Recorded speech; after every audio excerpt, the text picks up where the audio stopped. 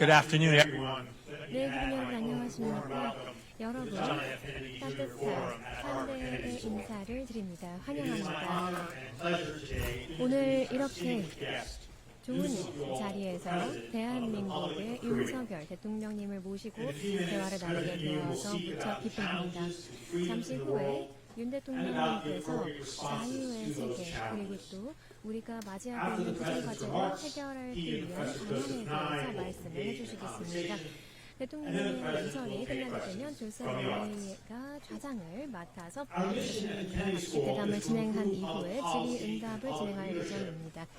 저희는 전 세계적으로 정치 리더십과 그리고 정치학을 강화하고자 하는 목표를 가지고 이 정치연구소에서 많은 노력을 하고 있습니다. 그리고 특히 각국에서 직면해 있는 정치와 관련된 도전 과제를 우리가 어떻게 가장 잘 해결할 수 있을지에 대해서 많은 노력을 하고 고민을 하고 있는 곳입니다. 여러분 모두 다 윤석열 대통령님의 국정 철학에 대해서 궁금해하실 것이라고 생각을 합니다. 대한민국은 지난 70년 동안 미국의 굳건한 동맹 국가였습니다. 그리고 경제 강국, IT 강국으로 알려져 있습니다. 하버드 대학교와 그리고 특히 케네디 스쿨은 경제와 그리고 안보 이슈와 관련되어서 대한민국과 긴밀하게 협력을 수년간 해왔습니다. 에드워드 리스는 1947년부터 1958년까지 학장을 맡으셨고요. 그리고 지금 현재 국제개발연구소에서 소장도 맡으셨습니다.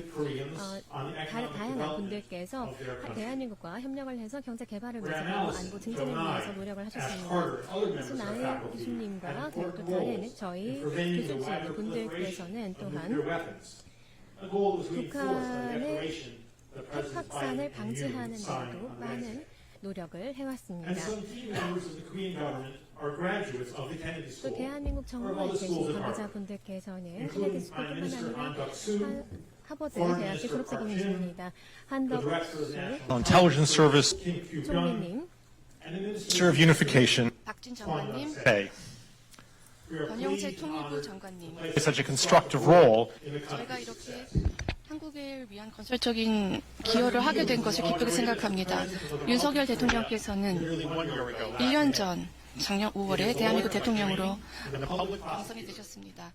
변호사이자 검찰 출신이시고 2019년부터 2021년까지 지검장을 지내셨습니다.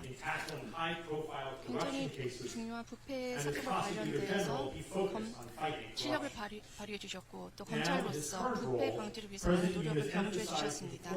현재 윤석열 대통령께서는 인권 그리고 민주주의와 같은 가치 또 법치주의와 같은 가치를 뒷받침하고 계십니다.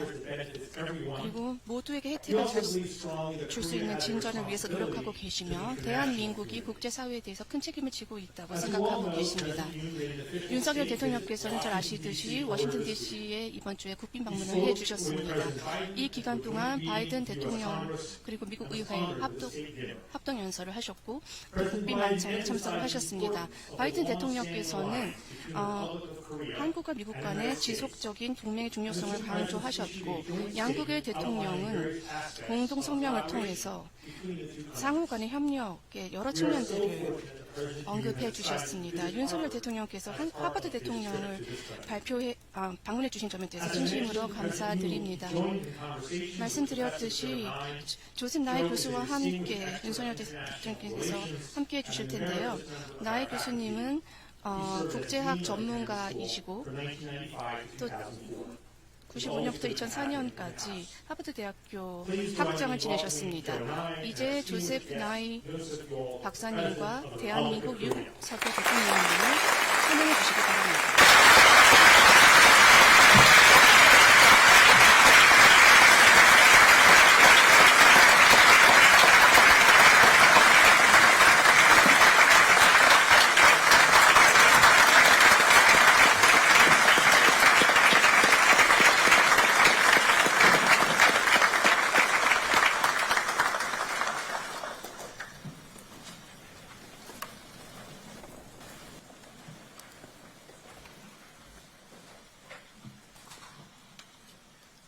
케네디 스쿨의 엘렌 로울프 학장님, 정치연구소 워렌 소장님, 그리고 세계의 미래를 이끌어 가실 여러분.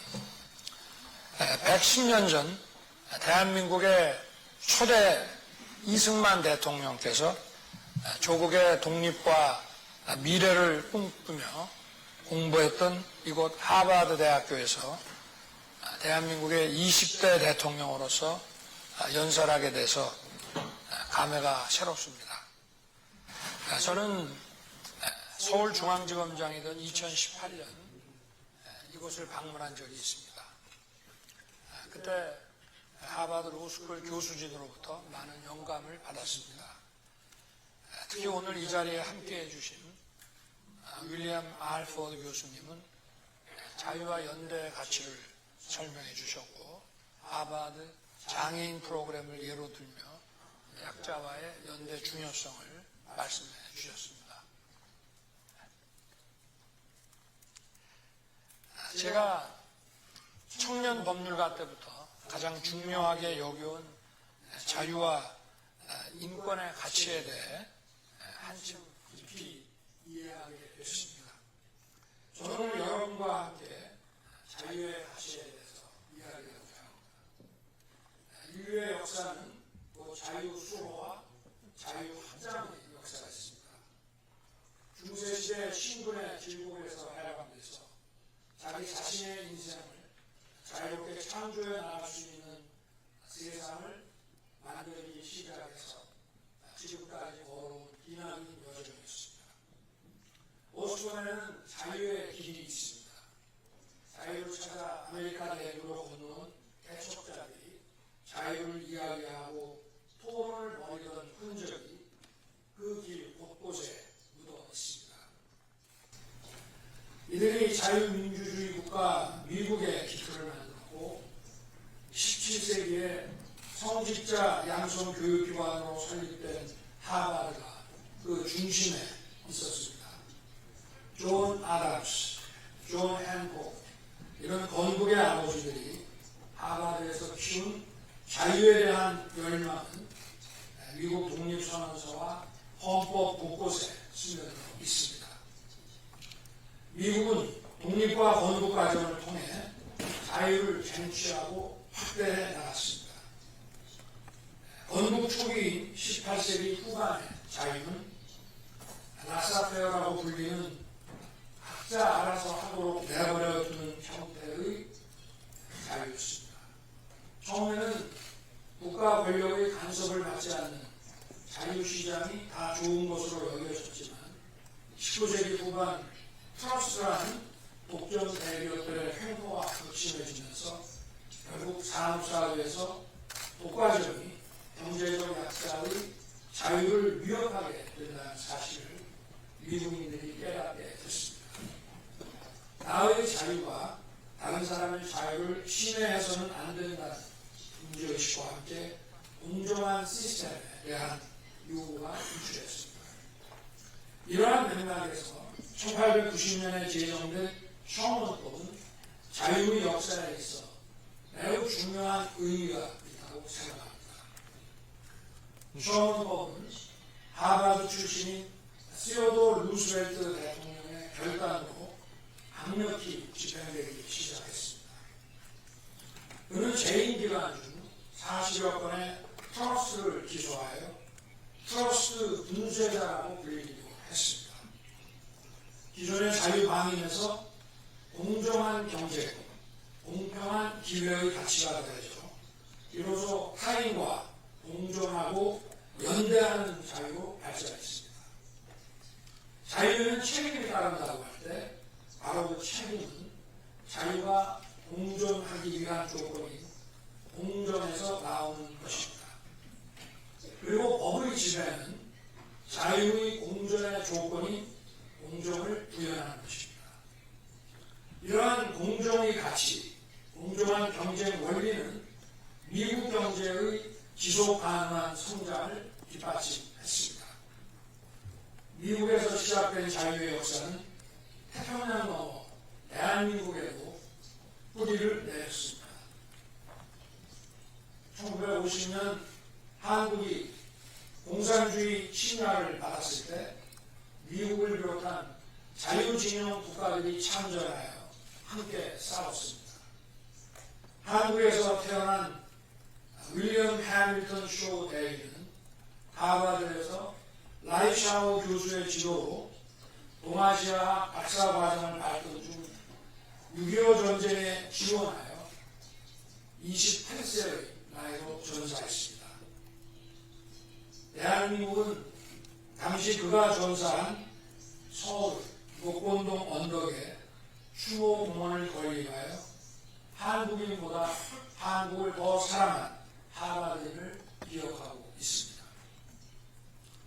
오늘 이 자리에는 노스캐롤라이나에서 오신 쇼 대위의 손자 윌리엄 캐머런 쇼와 그의 어머니 캐런 캐머런 쇼 이 두 분이 함께하고 계십니다. 어디 계십니까?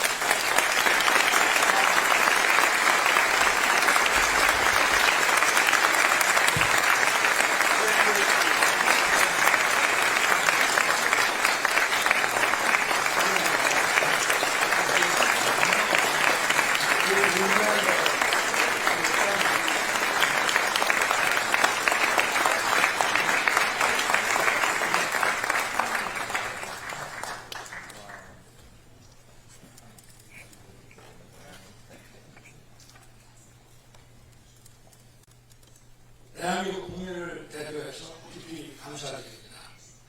조금 전 저는 하버드 추모교회에 들려서 한국전쟁에서 전사한 18분의 졸업생들을 추모했습니다. 이들의 숭고한 희생으로 대한민국은 자유를 지켜낼 수 있었습니다. 자유를 빼앗으려는 공산 전체주의 세력의 불법적인 시도를 저지하고 억제할 수 있었습니다. 올해 70년을 맞이한 한미동맹은 대한민국의 자유를 지키고 번영을 일구어 중심축이었습니다. 뿐만 아니라 세계 시민의 자유 수호를 위한 안전판의 상징이었습니다. 그저께 저는 바이든 대통령과 미래로 전진하는 행동하는 동맹의 비전을 담은 공동성명을 채택했습니다. 한미동맹은 단순히 이익에 따라 만나고 헤어지는 편의적 계약관계가 아니라 자유민주주의라는 보편적 가치에 기반한 가치 동맹입니다. 지속 가능하고 회복력 있는 동맹, 세계의 평화와 번영에 기여하는 정의로운 동맹입니다. 하버드 학생과 교수님 여러분, 지금 전 세계를 돌아보면 우리가 땀과 희생으로 지켜온 자유와 민주주의가 심각한 고전을 받고 있고 위기에 처해 있음을 알 수 있습니다.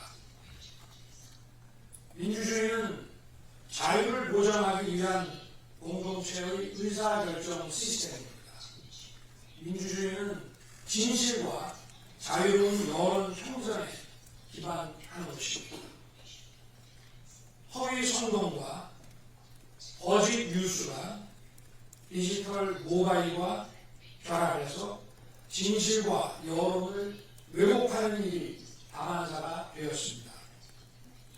그러므로 민주주의가 흔들리고 자유가 위협받고 있습니다. 최근에는 AI 기술이 상황을 더 심각하게 만들기도 합니다. 민주주의는 상식과 진실 그리고 양심으로 대표되는 지성에 기반하는 제도입니다. 거짓 선동과 가짜 뉴스라는 반지성주의는 자유와 민주주의를 위협하고 위기에 빠뜨립니다. 조직적으로 그리고 지속적으로 자유와 민주주의를 흔들고 위협하는 세력이 있습니다. 바로 독재와 전체주의 세력입니다. 그리고 이들 편에 서서 이익을 취하려는 세력도 있습니다. 이들에 맞서 자유와 민주주의를 지키려는 용기와 연대가 필요합니다. 자유의 열망을 가지고 있는 사람들의 강력한 연대입니다. 국제적 연대도 필요합니다. 자유는 평화를 보장합니다. 자유를 소중히 여기는 사람과 자유를 소중히 여기는 나라는 다른 사람의 자유, 다른 나라의 자유를 존중합니다. 국제사회에서 다른 사람의 자유, 다른 나라의 자유를 존중하지 않는 태도는 종종 힘에 의한 현상 변경 시도로 나타납니다. 국제사회에서는 이를 국제법 위반으로 규정합니다. 우크라이나에 대한 침공이 1년이 넘었습니다. 국제법을 위반한 침공으로 우크라이나 국민들의 자유와 인권이 무참히 짓밟혔습니다. 대한민국은 작년에 이어 올해도 우크라이나 국민들의 자유 수호를 위한 인도적, 재정적 지원을 계속 확대하고 있습니다. 다른 나라의 자유를 무시하는 힘에 의한 현상 변경 시도는 국제사회가 용기 있고 결연한 연대로서 대응해야 합니다. 그래서 이런 시도가 성공할 수 없다는 것을 입증시키고 앞으로 이러한 시도를 꿈꿀 수 없게 해야 합니다. 다른 사람의 자유를 무시하는 독재적이고 전체주의적인 태도는 바로 그 결정판을 북한에서 볼 수 있습니다. 북한의 불법적인 핵무기 개발과 핵 협박은 한반도만이 아니라 주변국, 나아가 세계의 평화와 자유를 심각하게 위협하고 있습니다. 이러한 전체주의적 태도는 필연적으로 북한 내 참혹한 집단적 인권 유린 상황을 초래하고 있습니다. 대한민국 정부는 지난달 최초로 북한 인권 실상 보고서를 공개 출간했습니다. 500여 명의 탈북자 증언에 기반한 보고서는 남한 드라마를 보았다는 이유로, 성경을 소지했다는 이유로 공개 총살당한 끔찍한 사례들을 담고 있습니다. 인권의 개선은 그 실상의 공개에서 출발합니다. 국제사회의 폭넓은 인식과 각성이 상황의 개선으로 이어질 것입니다. 결국 세계 어디서나 자유와 민주주의에 대한 가장 심각한 도전은 바로 독재와 전체주의에 의해 이루어집니다. 그럼에도 불구하고 자유와 민주주의를 위협하는 이들은 민주세력, 인권운동가 등으로 위장하고 있습니다. 이들은 늘 경계하고 속지 말아야 합니다.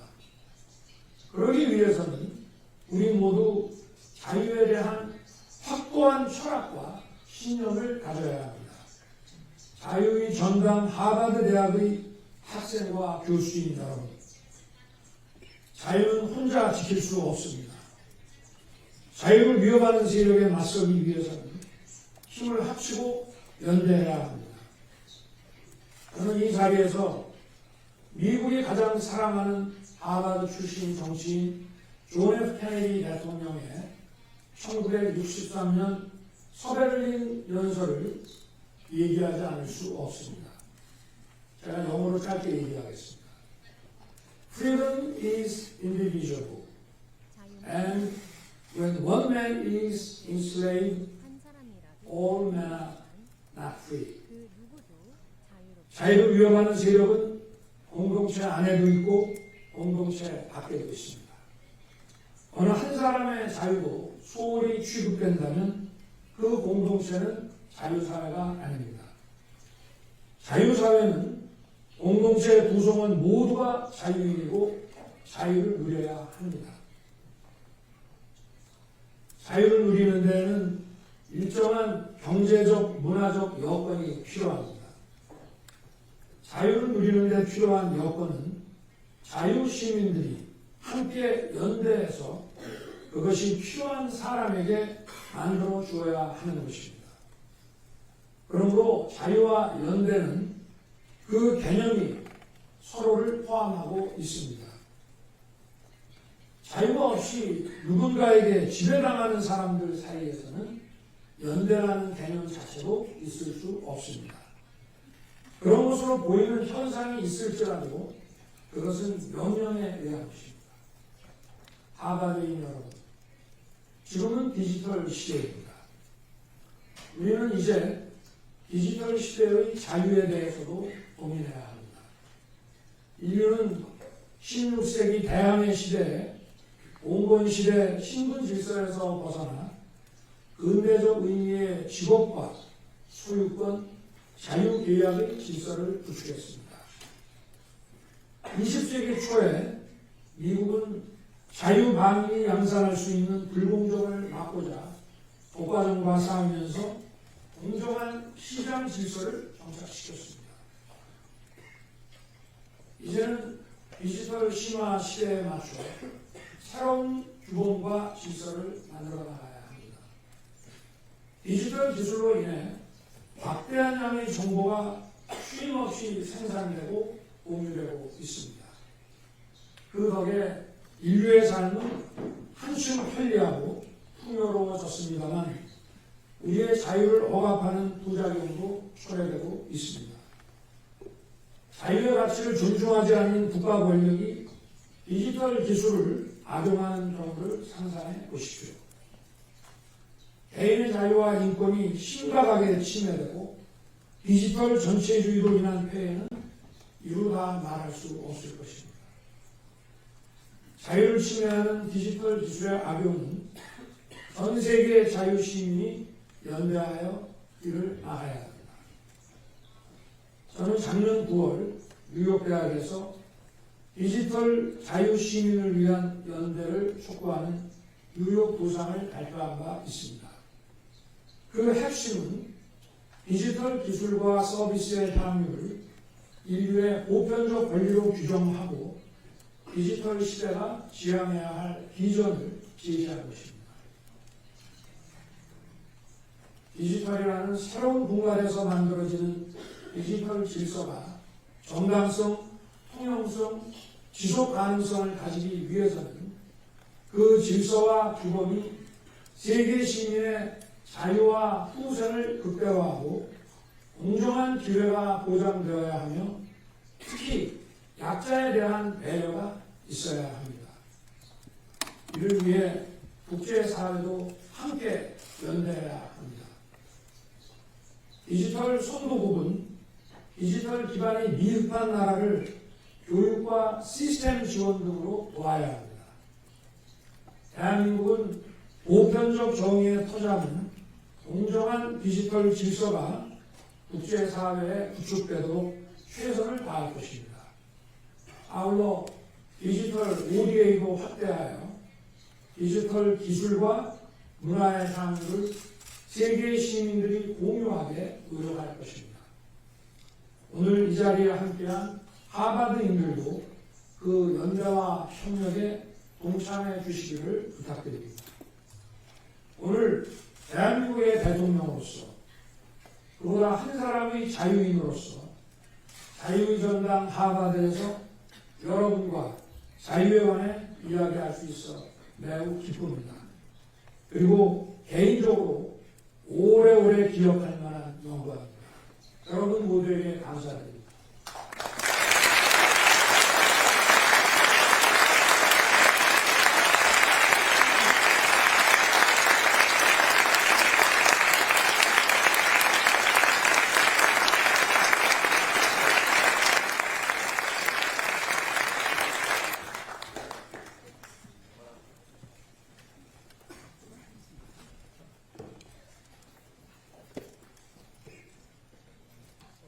Thank you for that stirring address, and we have been very fortunate to have wonderful Korean students at the Kennedy School, and now we'll count you as an honorary graduate. Mr. President, you have accomplished a great deal in your first year, and one 상당히 많은 성과를 거두신 것으로 제가 알고 있습니다. 그 가운데에서도 굉장히 두드러진 것이 바로 바이든 대통령과 함께 방금 서명한 워싱턴 선언이라고 생각을 하고 있습니다. 워싱턴 선언에 따르면 한국이 대등한 나토 회원국과 동등하고 대등한 취급을 받게 됩니다. 핵 협의와 핵 기회과 관련해서 동등한 대우를 받게 됩니다. 이것은 참으로 상당한 성과가 아닐 수 없습니다. 이런 상황에서 중국이 성명을 발표를 하면서 워싱턴 선언을 규탄을 한 것으로 알고 있는데요. 이런 상황에서 한국과 중국의 관계가 악화될까요, 대통령님?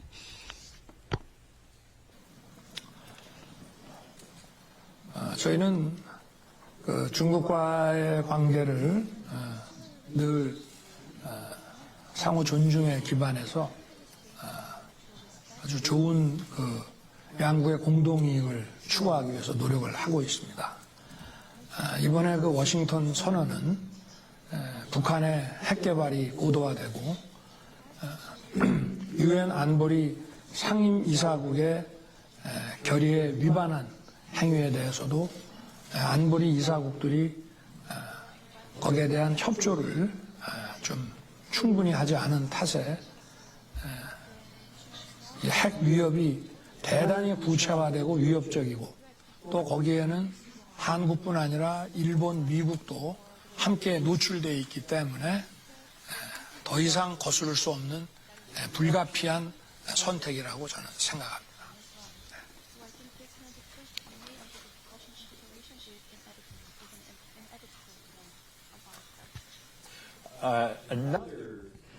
네, 답변 감사드립니다. 또 출범 첫 해 또 하나의 성과를 한번 보자면 일본과의 관계 개선이었다고 생각을 합니다. 사실 한일 관계가 많이 경색이 되어 왔었는데요. 저희가 이제 한국과 일본 관계에서의 이런 갈등과 문제를 생각해보면 역사적인 이유가 분명히 있다라고 볼 수 있습니다. 그렇기 때문에 한국에서 많은 국민들이 일본과의 역사를 바라보면서 어느 정도의 굉장한 슬픔도 있고 많은 분노와 화도 있다는 것을 이해할 수 있습니다. 윤석열 대통령님께서 이렇게 한일 관계를 개선을 해주셨죠. 근데 한국과 일본 그리고 미국은 북한이라는 공동의 문제를 삼고 있습니다.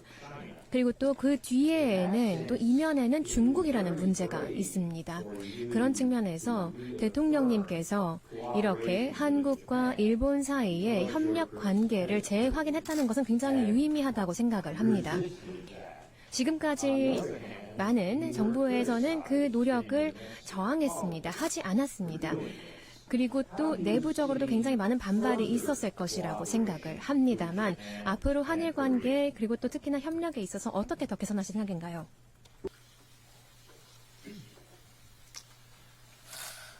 많은 국가들이 식민 지배를 하고 식민 지배를 겪고 이런 관계가 많이 있습니다.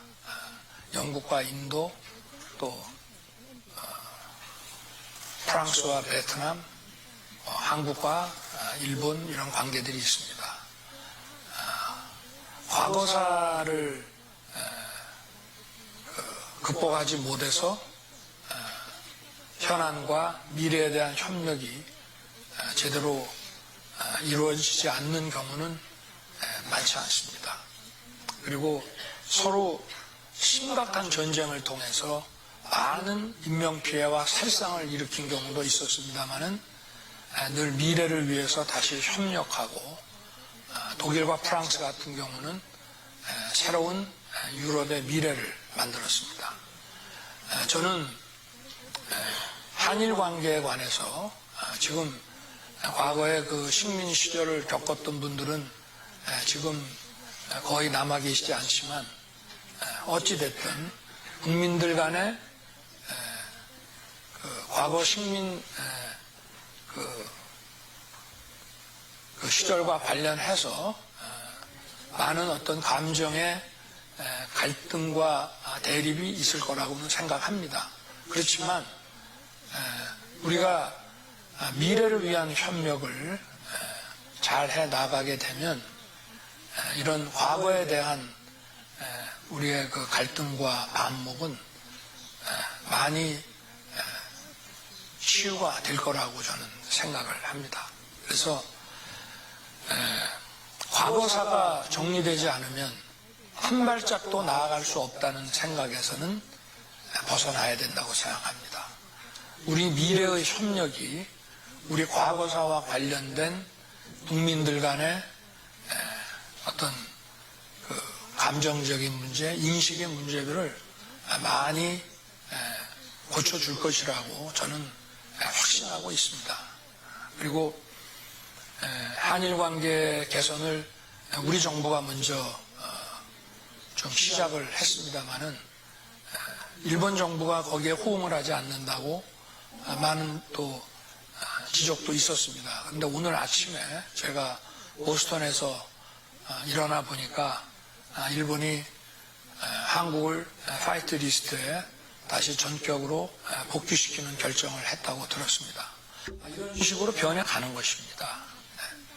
그리고 얼마 전에도 우리가 수단에서 수단 내전으로 거기에 가 있는 많은 국가의 대사관과 기업의 직원들이 수단을 빠져나오고 대피를 하는 과정에 또 한국 대사관과 일본 대사관이 서로 협력해서 우리 버스에 여러 일본인들을 태워서 또 수단을 빠져나왔습니다.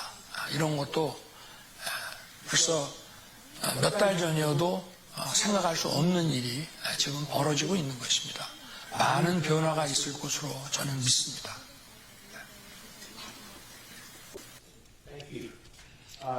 감사합니다. 워싱턴 선언문을 보면은요, 상당한 성과가 아닐 수 없습니다. 그런데 뉴욕 타임스에서 지난주에 실린 기사에 따르면 한국과 미국이 이제는 북한 핵무기를 이제 인정하는 것이 아니냐라는 평론이 실렸었는데요. 이것이 정확한 평가와 진단이라고 생각하십니까? 혹은 앞으로 북한의 핵무기에 대해서 어떻게 우리가 대처하면 좋을까요? 워싱턴 선언은 북한의 핵 보유를 인정하는 그런 선언이 결코 아닙니다. 오히려 북한의 핵 보유를 부정하고 그럼에도 불구하고 북한이 핵을 보유하는 것을 국제사회에서의 불법 행위로 규정을 하고 거기에 대응하는 시스템입니다. 만약에 북한의 핵 보유를 인정한다면은 대한민국도 핵을 보유하고 양자 간의 분축이라는 문제만, 핵 분축이라는 문제만 남을 수 있는 것인데 저는 북한의 핵 보유와 또 북한의 핵 문제를 비핵화로 다루는 것이 아니라 분축으로 접근하는 것에 반대합니다. 그리고 북한의 핵 문제는 핵을 사용하게 되면 어떤 결과가 날지를 분명히 인식시킴으로 해서 핵 사용을 저지하는 것이 일단 북핵에 대한 대응이고 그들이 핵을 자기들의 권력 생존 수단으로 인식하는 한 핵 포기를 하지 않을 가능성이 많기 때문에 그 사용을 억제해서 대한민국 국민과 주변국 그리고 우리 인류의 생명을 지키자는 것입니다.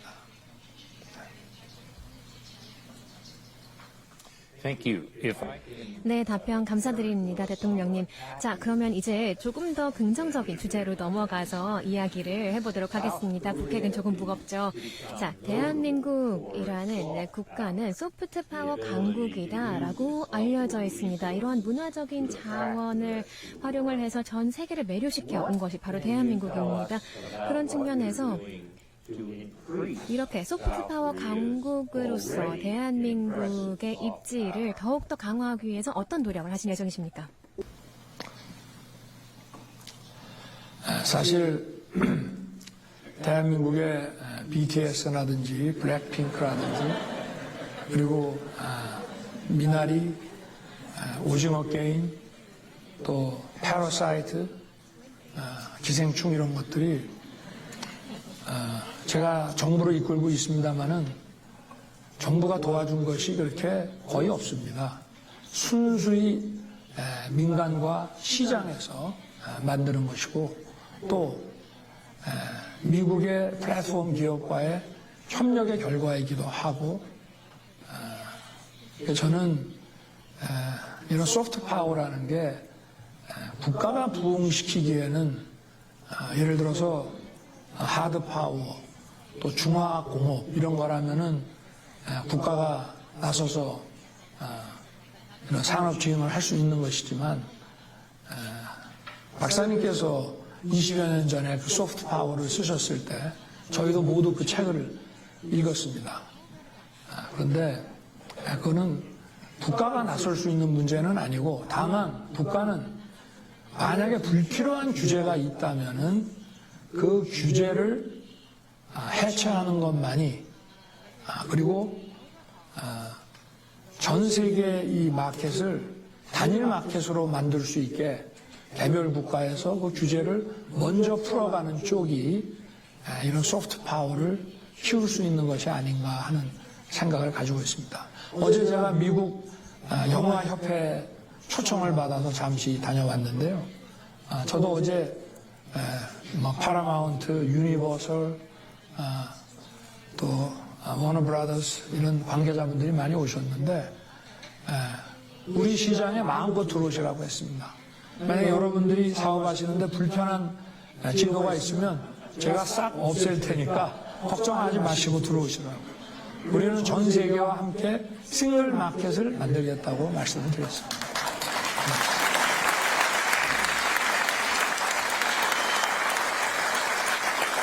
Well, I would say that's a perfect answer. 감사합니다. 정말 완벽한 답변을 해주셨습니다. 대통령님. 케네디 스쿨 재학생이시라면 A 학점이 바로 수여될 정도로 훌륭한 답변입니다. 그 다음으로요, 대통령님. 조금 더 이 세션을 확장을 하도록 하겠습니다. 지금 청중에 마이크 2개, 또 뒤쪽에 2개가 마련이 되어 있는데요. 그러면 이제 첫 번째 질문을 청중으로부터 받도록 하겠습니다. to the university. 대학과의 관계, 본인 소개를 간단히 해주시고 최대한 간략하게 또 끝에 물음표를 붙여서 질문해 주시기 바랍니다. Thank you. I understand. So, Mr. President, my name is Ken Matsumoto Jr., and I'm a student at Harvard Kennedy School of Government from Japan. I was happy to see on the news that you visited Japan last month and enjoyed your favorite omelette and rice with Prime Minister Kishida. I'm so happy with that. Following Professor's point, I would like to ask the President about the future of Japan-Korea relations. Last month, as we discussed, South Korea proposed a solution to one of the pending historical issues, and it can be said that a certain conclusion has been reached. In order to develop Japan-Korea relations in the future, it is very important that this trend and momentum toward a resolution of the history issue not be interrupted. Mr. President, what efforts are you going to make to ensure that this solution and any positive actions on the history issue that may arise in the future are stable and irreversible, even when the cabinet members in each country change? Or what do you want Japan government to do in terms of this issue? 예, 대통령 저는 일본에서 온 케네디 스쿨 학생입니다.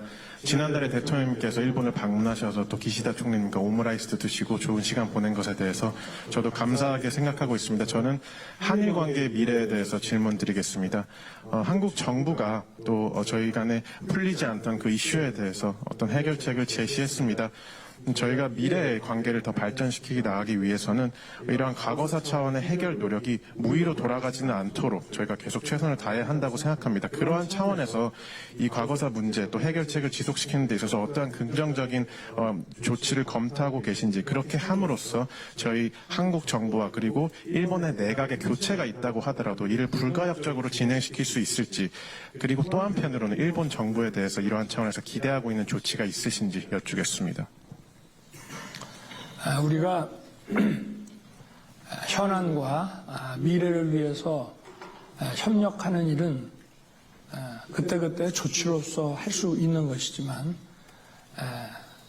국민들 간에 얽혀있는 이 과거사에 대한 문제는 어떤 한순간의 조치로서 해결할 수 있는 것이 아닙니다.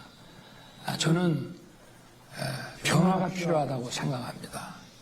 그리고 그 변화를 시작하려고 하는 것입니다. 그래서 한국과 일본 국민들이 서로도 좋아하고 미래를 위해서 서로도 협력할 수 있고 서로도 이해할 수 있는 또 서로의 문화에 대해서 더 관심을 많이 가질 수 있는 그러한 변화를 시작하려고 하는 것입니다. 그리고 그러한 변화가 이루어지고 흐름이 만들어진다면은 한국이나 일본의 정권 담당자들이 변한다고 하더라도 그러한 흐름은 변하지 않을 것입니다. 왜냐하면 이미 국민들한테는 그러한 변화가 자리 잡았기 때문입니다. The next question will be from the right side balcony. Oh, I'm sorry, the translation? No. Okay. Thank you for your question. And when it comes to a certain pending issue or our cooperation for the future, the government can take certain measures. However, when it comes to resolving the past history issue, it is about the feeling of the people, and there's no silver bullet about this. We need a fundamental change to resolve this issue, and I am going to begin this long process. As soon as our peoples, the Japanese and Korean people, becomes more favorable to each other and work together with each other with better understanding and more interest in the culture of each other's country, it will make a large current that is irreversible and regardless of the change of administration. So I believe that this bond and exchanges between the people is a really important issue, and this is what I'm going to embark on. Balcony on the right. Good afternoon, President Yoon. 안녕하세요. My name is Yinak Von. I'm a journalist from Germany and currently a visiting fellow at Harvard University. First of all, thank you so much for coming. I feel very honored to take part in this special moment, especially as a second-generation Korean myself. My question is about Korea's support to Ukraine. Yesterday, at your speech at the U.S. Congress, which I found remarkable in many ways, in this speech, you strongly denounced Russia's war on Ukraine, and you emphasized the importance of international solidarity among fellow democracies. So what is South Korea's future policy toward Ukraine, apart from economic support and humanitarian aid? Do you consider the option of sending lethal aid to Ukraine, and what would that mean for Korea's own security, considering your relations with Russia and also, of course, nuclear threat from North Korea? 예, 안녕하십니까, 대통령. 저는 원래 기자 출신이고 지금 여기서 펠로우로 활동을 하고 있습니다. 먼저 이렇게 찾아주셔서 감사드리고, 저는 한국의 우크라이나에 대한 정책에 대해서 질문드리겠습니다. 어제 미국 의회에서 연설하신 거 정말 인상 깊게 봤습니다. 연설에서 대통령께서는 우크라이나에 대한 불법적인 침공을 강력하게 비판하셨고, 또 이에 대응한 국제 민주주의들의 연대를 강조하셨습니다. 그렇다면 한국의 미래의 우크라이나에 대한 정책은 어떤지 여쭙겠습니다. 제가 여쭙고 싶은 것은 경제적 지원이나 그런 인도적 지원이 아닙니다.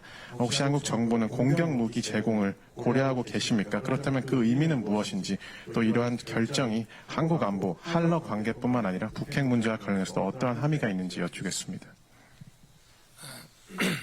제2차 세계대전 전에도 국제법은 존재했습니다. 그런데 그 시절의 그 국제법이라고 하는 것은 외교관의 지위라든가 특권, 또 전쟁을 어떻게 시작할 거며 또 끝났을 때 어떻게 정리를 하고 또 포로를 어떻게 대우해야 되느냐, 뭐 이런 것에 대한, 또 양국이 조약을 맺을 때 어떤 절차를 밟아야 되느냐라고 하는 그런 국제법이었고요. 제2차 세계대전 이후의 국제법은 그야말로 전쟁의 참상을 겪고 세계 평화를 지키기 위해서 힘에 의한 현상 변경 자체를 금지하는 그러한 평화의 국제법으로 바뀌었습니다. 저는 세계 평화, 또 세계 시민의 자유라고 하는 것은 그렇기 때문에 법에 의해서 국제법과 국제규범을 지키는 것에 의해서 이루어져야 된다는 생각을 가지고 있습니다. 그렇기 때문에 이 우크라이나에 대한 침공은 명백한 국제법 위반이라는 점입니다. 그리고 이 국제법을 집행을 하고, 국제법이라는 것은 어떤 국내법과 같이 집행기관은 없지만 국제사회가 연대해서 그 국제법에 합당한 조치들을 취하는 것입니다. 우크라이나에 대해서 대한민국의 독자적인 정책이라는 것은 없습니다. 그래서도 안 된다고 생각합니다. 우리의 우크라이나에 대한 지원 정책은 미국을 비롯한 국제사회와 함께 논의하고 조정해 가면서 해야 되는 것입니다. 저희는 지금 우크라이나의 전황을 예의주시하고 있습니다. 그리고 그 전황에 따라서 저희가 국제사회와 함께 필요한 또 국제규범과 국제법이 지켜지도록 노력할 것입니다. 거기에는 다양한 옵션이 있을 수 있습니다. 그렇게 일단 말씀을 드리겠습니다. For the status quo by force. In this regard, it has been my strong belief that the peace and the freedom of world citizens. My name is Sitara Noor, and I'm an NTA Fellow at the Belfer Center, Harvard Kennedy School. I'm from Pakistan, and my question to you is, to what an extent this visit culminating in Washington Declaration, in your view, has allied the voices or concerns within South Korea to acquire nuclear weapons of its own? And do you think that this acquired confidence will sustain through the next year's presidential election in the U.S. and a potential change in the leadership? Thank you. 네, 대통령님, 저는 파키스탄에서 왔고, 또 지금 현재 케네디 스쿨 벨포 센터에서 펠로우로 있습니다. 이번에 확장 억제와 관련해서 워싱턴 선언을 발표하셨는데 이와 관련해서 질문 드리겠습니다. 지금 한국 국내에 독자적인 핵무장에 대한 의견이 있을 것이라고 생각하고, 또 이런 것들이 이번에 또 확장 억제에 대한 신뢰도가 올라간 것에 대해서 영향을 받고 있다고 생각하시는지, 그리고 또 미국에도 대선이 있고 정부가 바뀔 수 있는데 그에 따라서 또 상황의 변화가 있을 것이라고 생각하시는지 질문 드리겠습니다. 우리나라에도 독자적인 핵무장을 해야 된다는 여론이 있습니다. 또 북한이 미사일 위협을 고도화할 때마다 그러한 주장이 힘을 얻기도 합니다. 또 대한민국은 핵무장을 하겠다고 마음을 먹으면 빠른 시일 내에 심지어는 1년 이내에도 핵무장을 할 수 있는 그런 기술 기반을 가지고 있습니다. 그러나 핵이라고 하는 것은 단순한 그 기술의 문제만이 아니고 핵무기와 관련된 복잡한 정치, 경제, 학과, 정치, 경제 방정식이라는 것이 있는 것입니다. 우리가 핵을 보유할 때 또 포기해야 하는 다양한 또 가치들과 이해관계들이 있습니다. 근데 국내 여론은 그런 것을 고려하지 않고 단순히 기술적으로 가능하고 북한이 저렇게 위협을 고도화하고 있으니까 우리도 하자고 하는, 핵 개발을 하자고 하는 이제 그런 여론으로 보여집니다. 그리고 지금 워싱턴 이 선언은 아까도 제가 말씀드렸습니다마는 북한의 핵이 멀리 떨어져 있는 것이 아니라 그 위험이 지금 눈앞에 와 있고, 그리고 아주 구체적이고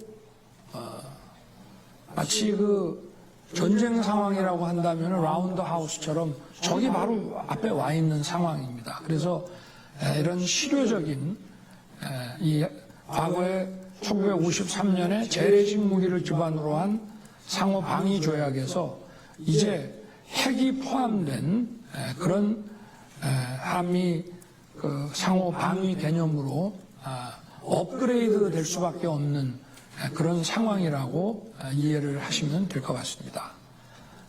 그리고 제가 질문을 제대로 이해를 다 했는지 모르겠는데 좀 추가로 설명을 해드리고. Thank you. Thank you for your question. So, if you'd like to ask something, I'd be happy to have one more question from you. 담당자가 바뀌어도 그 워싱턴 선언의 그 어떤 규범적 효력이 지속될 수 있는지에 대한 질문을 아까 주신 것 같은데 저는 당연히 그럴 거라고 생각합니다. 왜냐하면 이거는 불가피한 선택이고 어떤 상황을 저희가 창조한 것이 아니라 우리가 맞닥뜨려서 반드시 극복해야 되는 상황에 대한 불가피한 선택 방안을 담고 있는 것이기 때문에 정부 담당자가 바뀐다고 해서 바뀔 수 없는 것이라고 저는 보고 있고 그 워싱턴 선언에는 미 행정부의 의무만 들어가 있는 것이 아니라 대한민국도 마찬가지의 의무가 있습니다. 우리는 독자 핵 개발을 안 하고 NPT를 존중하고 이런 것이고요. 또 미국은 미국의 핵 자산을 어떻게 사용할 건지 북한의 구체적인 핵 위협에 대해서 어떻게 실효적으로 사용할 건지에 대해서 대한민국의 참여하에 서로 협의를 해서 방안을 마련하고 또 거기에 입각한 그 훈련과 또 연습을 한다는 것들을 담고 있기 때문에 이것은 뭐 정부 담당자가 바뀐다고 해서 그 효력이 바뀔 문제는 아니라고 생각하고요. 그리고 이 확장 억제라고 하는 개념은 나토의 핵 공유 이후에 나온 개념입니다. 그런데 그래서 나토의 핵 공유하고 조금 다르기는 합니다만은 그 실효성이라든가 이런 면에서는 1대1로 맺은 것이기 때문에 나토의 이런 그 다자와의 이런 그 약정보다는 더 저는 실효성이 있다고 판단하고 있고요. 그리고 이런 확장 억제라는 개념이 하나의 선언에서 그치질 않고 어느 특정 국가와 문서로서 정리된 아마 가장 첫 번째의 사례라고 할 수 있습니다.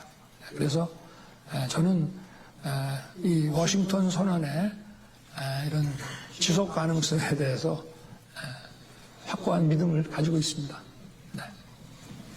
So You can see from this enthusiastic audience that we would like to keep you here answering our questions all night.